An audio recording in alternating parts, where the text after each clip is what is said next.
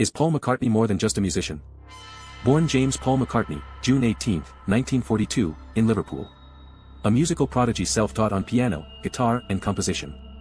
His father, Jim, a jazz musician, profoundly influenced him. Early rock and roll, like Little Richard, fueled his artistic fire. The Quarrymen, John Lennon's skiffle group, beckoned in 1957, the first threads of the Beatles' legend.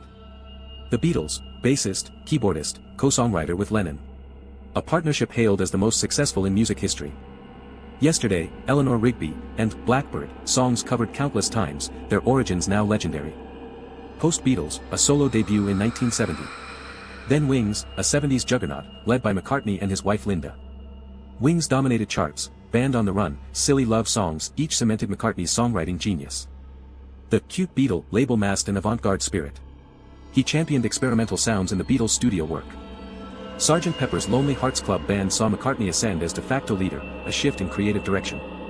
Solo stardom resumed in 1980, touring since 1989, a constant presence on stages worldwide. Collaborations with Stevie Wonder and Michael Jackson yielded chart toppers, Ebony and Ivory, Say Say Say. A record 32 Billboard Hot 100 number ones. 2 Rock and Roll Hall of Fame inductions mark his baffling influence. Beyond music, a champion for animal rights, vegetarianism, and music education. A voice for the voiceless.